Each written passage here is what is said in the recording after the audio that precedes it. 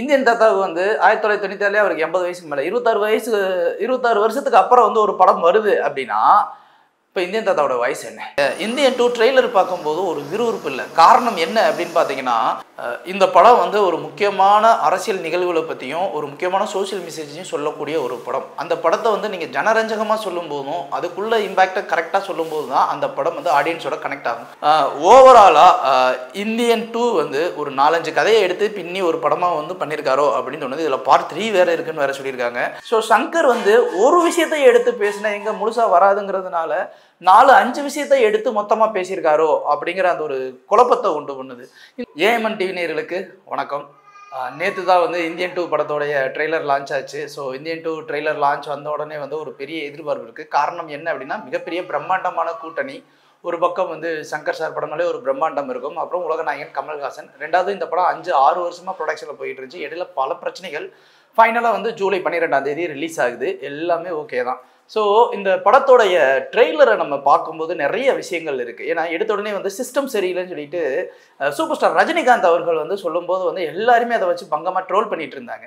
இப்போது இதில் சித்தார்த்துமே வந்து என்ன சொல்கிறாரு, சிஸ்டம் சரியில்லைன்னு ஒன்று சொல்கிறோம், ஆனால் வந்து சிஸ்டத்தை மாத்திரக்கு நம்ம ஏதாவது ஸ்டெப்ஸ் எடுக்கிறோமா அப்படிங்கிற அந்த ஒரு விஷயத்தை வந்து பேசியிருக்காரு. ஸோ இந்த ஒரு விஷயம் என்னன்னா, மறைமுகமாக ரஜினியை தாக்குறாரா கமல்ஹாசன் அப்படிங்கிற ஒரு கேள்வி எழுப்புது. இது ஒரு பக்கம் இருக்கட்டும். சிஸ்டம் சரியில்லைன்னு மாத்திரமா அப்படிங்கிற ஒரு கேள்விக்கு கரெக்டாக தான். ஏன்னா இன்றைய காலகட்டங்களில் இளைஞர்கள் எல்லாருக்குமே வந்து அவங்களுடைய லைஃப் ஸ்டைலே வேறு. ஸோ அதுக்குள்ளே அவங்க போக ஆரம்பிச்சுட்டு இருக்காங்க. ஸோ நாட்டு நடப்பு இதெல்லாம் அவங்களுக்கு பெருசாலாம் அது மேலே வந்து அக்கறை இருக்கா இல்லையா அப்படிங்கிறதெல்லாம் ஒரு கேள்விக்குறியாக இருக்குது. ஸோ அந்த மெத்தன போக்கு தான் இந்த படத்துடைய மையக்கருவாக இருக்குமோ அப்படின்னு எங்களுக்கு தோணுது. இது ஒரு பக்கம் இருக்கட்டும். இந்த படத்தில் வந்து ஒருத்தர் இருந்தார் அப்படின்னு சொல்லிட்டு பழைய இந்தியன் படம், அதாவது 1996 வெளிவந்த அந்த இந்தியன் படத்தோடைய சின்ன சின்ன மாண்டேஜஸை காட்டுறாங்க. ஸோ அந்த மாண்டேஜஸ்ல எல்லாம் எப்படின்னா, இந்தியன் தாத்தா சேனாதிபதி வந்து பார்த்தீங்கன்னா ஒரு ஃப்ரீடம் ஃபைட்டர் வந்து தன்னுடைய நேர்மைக்காக தன்னுடைய சொந்த பிள்ளையவே குத்தி கொலை பண்ணிட்டு அதுக்கடுத்து சிங்கப்பூரில் போய் செட்டில் ஆயிடுவார். அதில் வந்து ஒரு முக்கியமான ஒரு விஷயம், பாசமும் வலியும் ரொம்பவே அதிகம், நேர்மையாக இருந்தாலும் அப்படிங்கிற ஒரு விஷயத்துக்காக வந்து தன்னுடைய பையனுக்கு வந்துட்டு தான் மீசை குத்துறதுனால வந்து வலிக்குமே அப்படிங்கிறதுக்காக மீசையை எடுத்த அந்த சீனாதிபதி கடைசியில் தன்னுடைய பையனையே குத்திட்டு அதுக்கப்புறம் வந்து போய் எங்கே தப்பு நடந்தாலும் நான் வருவேன்னு சொல்லிட்டு மீசை வச்சுருப்பாரு. ஸோ சுஜாதா வந்து சில விஷயங்களை வந்து கன்வே பண்ணுறதுக்கு வந்து இந்த மாதிரியான நுவான்சன்ஸை யூஸ் பண்ணுறது வழக்கம். ஆனால் இந்த படத்துக்கு வந்து பார்த்தீங்கன்னா ரைட்டர்ஸு வசனகர்த்தா யாருன்னா, ஒன்று ஜெயமோகன் அவர்கள், இன்னொன்று வந்துட்டு கபிலன் வைரமுத்து. ஸோ இவங்க 2 பேருமே எழுதுறாங்க. Kabilan Vairamuthu maximum talkie post. ஜெயமோகனை பொறுத்த வரைக்கும் ஒரு நல்ல ரைட்டர், ஒரு நல்ல நாவலாசிரியர், எல்லாமே கரெக்டு. பட் அவருக்கு சுஜாதாவுடைய ஆழம், அறிவு, சினிமாவுடைய புரிதல் இதெல்லாம் இருக்குமா அப்படின்னு கேட்டால் அடித்து சொல்லலாம். அந்தளவுக்குலாம் அவருக்கு கிடையாது. அவர் வந்து ஒரு நல்ல கதை எழுதுவார், நல்ல கதை சொல்லி ஓகே. ஆனால் அவருக்கு அதுக்காக வசனம் கொடுத்து அவர் வந்து வசனத்தை இந்த அளவுக்கு எழுதுவாரா அப்படின்னு கேட்டால் அவர் எழுதுகிற அளவுக்குலாம் வந்து ஒரு அந்த அளவுக்கு ஸ்டஃபுல் ஆளா அப்படின்னா அது கிடையவே கிடையாது. ஏன்னா சுஜாதாங்கிறது ஒரு லெஜெண்ட். இது ஒரு பக்கம் இருக்கட்டும். இந்த படத்தில் வந்து அடுத்து ஒவ்வொரு கேரக்டராக எடுத்து பார்த்துக்குறோம். கமல்ஹாசன் வந்து தேசம் ஃபுல்லாக போகிறாரு. அதில் நிறைய கேரக்டரை பற்றி பேசுகிறாரு, நிறைய கெட்டப்பில் வர்றாரு. பொதுவாகவே தமிழ் சினிமாவில் கெட்டப் பைத்தியங்கள்னு சொல்லிட்டு ஒரு 2 பேரை சொல்லுவாங்க. ஒன்று உலகநாயகன் கமல்ஹாசன், இன்னொன்று சியான் விக்ரம் அவர்கள். இவங்க 2 பேருக்குமே வந்து சார் நீங்கள் ஒரு 10 கெட்டப்பில் வரீங்க சார் அப்படின்னு சொல்லிட்டாங்களே போதும், உடனே வந்துட்டு அந்த படம் ஓகே அப்படின்றவாங்க. இப்போ வந்து கமல்ஹாசன் இந்த படத்துலேயே வந்து பார்த்தீங்கன்னா 4-5 கெட்டப்பில் வர்றாரு. 4-5 கெட்டப்லேயும் வந்து ஸ்டேட்டில் ஒவ்வொருத்தனையாக வந்துட்டு எடுத்து காவாங்கிறாரு மாதிரியான சில ஷார்ட்ஸ்லாம் இருக்குது. இந்த ஷார்ட்ஸ்லாம் கம்பேர் பண்ணி பார்க்கும்போது நமக்கு ஏற்கனவே வந்து சாம்ராய் படத்தில் ஒவ்வொரு ஸ்டேட்டாக வந்து விக்ரம் அவர்கள் போவார். அதில் வந்து கெட்டப்லாம் மாற்ற மாட்டாரு, அந்த டோனை மட்டும் மாற்றிட்டு அங்கே போய் வந்து ஒவ்வொரு அரசியல்வாதியும் சரி, ஒரு ஐஏஎஸ் ஆஃபீஸரும் ஒரு சின்ன பிரச்சனைக்காக கடத்தி மக்கள் முன்னாடி நிப்பாட்டி வச்சு வந்து ஒரு தண்டனை கொடுப்பாரு. ஸோ இங்கே அந்த மாதிரியே வந்து சில விஷயங்கள் பண்ணுறாரோ அப்படின்னு சொல்லுது. ஸோ கம்பேரிட்டிவ்லி சாமுராய் படம் இந்தியன் 2 படத்துக்கு ஒரு ரெஃபரன்ஸாக இருக்கும் அப்படின்னு மாதிரி ஒரு தோணுது. இன்னொரு விஷயம் இதில் முக்கியமாக கவனிக்க வேண்டிய ஒரு விஷயம் என்ன அப்படின்னா, இந்தியன் 1 வந்து 1996 வந்துச்சு. அது வந்து அரசு அதிகாரிகள் லஞ்சம் வாங்குற ஒரு விஷயத்தை பற்றி மட்டும் பேசினாங்க.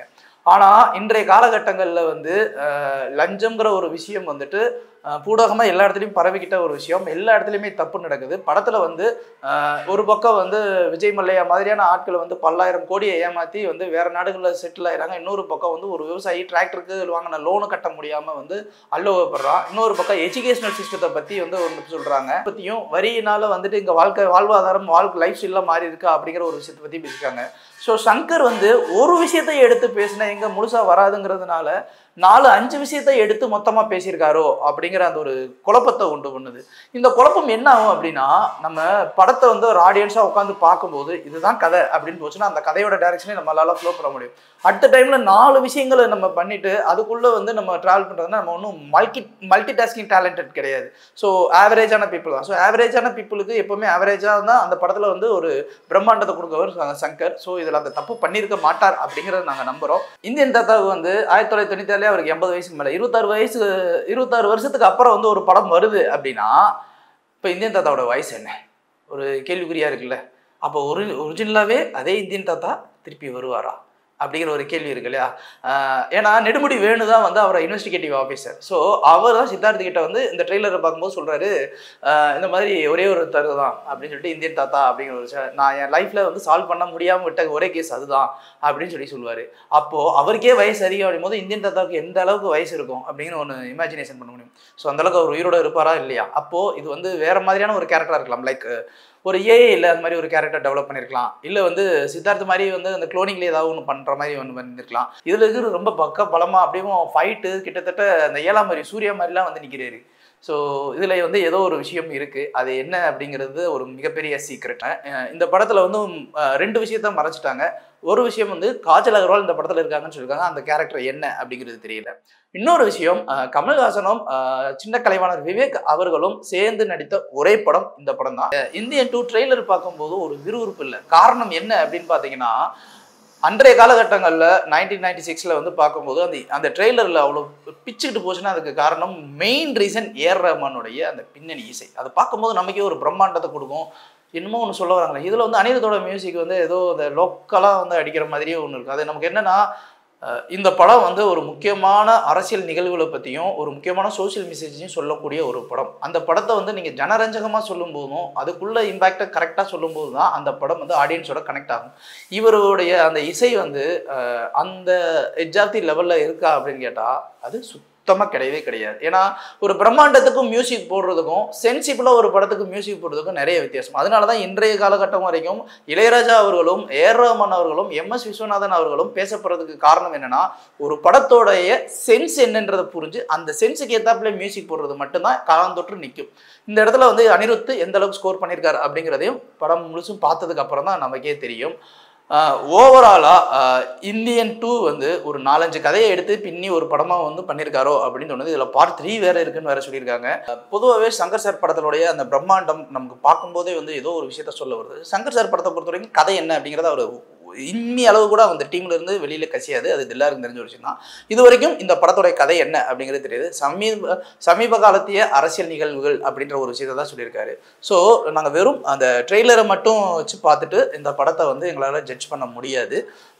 இது வந்து எங்களுடைய கணிப்பு மட்டும்தான். கணிப்புகள் எப்போ வேணாலும் தவறாக கூட இருக்கலாம், தப்பாகவும் இருக்கலாம். அது வந்து எங்களுடைய தனிப்பட்ட கணிப்பு.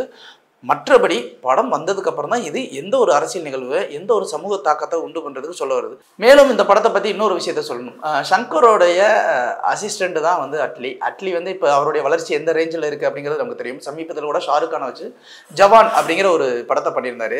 அந்த படத்துடைய கதையுமே வந்து பார்த்தீங்கன்னா கிட்டத்தட்ட 4 பிளாட் இருக்கும். விவசாயி கடன், அப்புறம் வந்து எஜுகேஷனல் சிஸ்டம், அப்புறம் வந்து செல்லில் பெண்களுக்கு வந்து இது பண்ணுறது. ஸோ ஒவ்வொருத்தர் பிரச்சனைகளுக்காக வந்து ஷார்ட் அவுட் பண்ணுற மாதிரி ஜவான் பார்ட் 2 படத்தை முடிச்சிருந்திருப்பாரு. ஒருவேளை வந்து குருவை மிஞ்சிய சிஷியனா வந்து இதே கதையை வந்து அவர் எடுத்திருந்தாரு அப்படின்னா இதுக்கும் அது ஆப்பு வைக்கிறதுக்கு ஒரு வாய்ப்புகள் உண்டு. பட் என்ன இருந்தாலும் கமல்ஹாசன் அவருக்குன்னு ஒரு மேனரிசத்தினால இந்த படத்தை வந்து மாற்றுவார் அப்படிங்கிற ஒரு நம்பிக்கை இருக்கு.